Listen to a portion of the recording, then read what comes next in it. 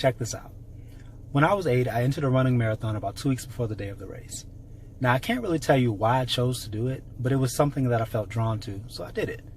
Now, in my mind, I saw myself winning that race in first place.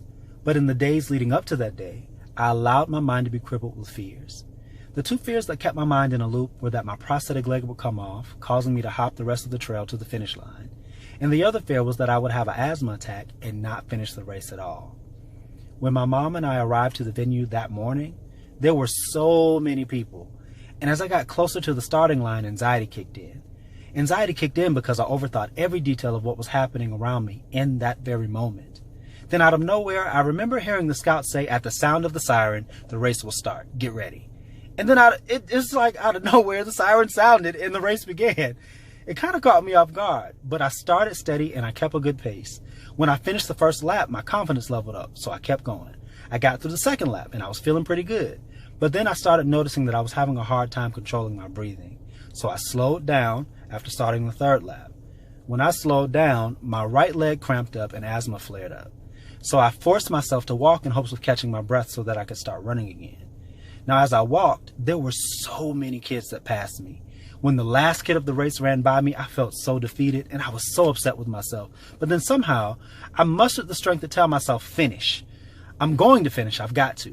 And right at that moment, there was a father and a mother on the side that began yelling to me, "Keep going, you're almost there. Keep going." I nodded my head saying yes, but my whole body tingled, like ants were crawling all over it.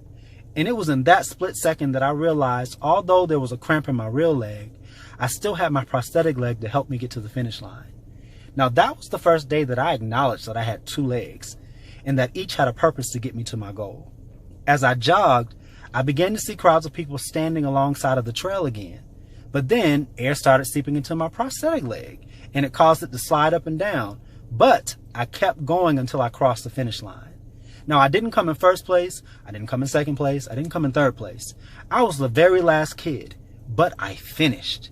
Now, in no way am I telling you to settle, because I believe as a person, you should always force yourself to grow through personal development. But what I am saying is, don't get caught up in the distractions of the people that seem to pass you.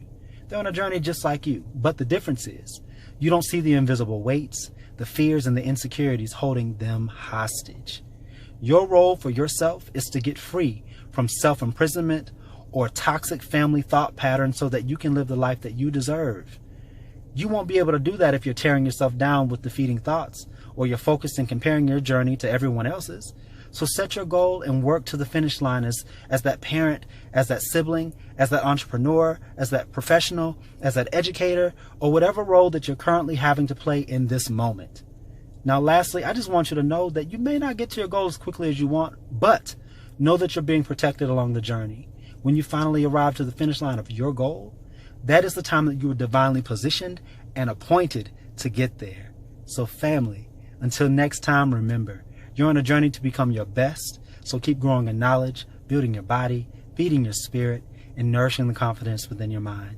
You have a transformation to maintain, so let's do this thing together, baby. Comment, share, or tag someone that you may think needs to hear this, and remember, it's Bricesin.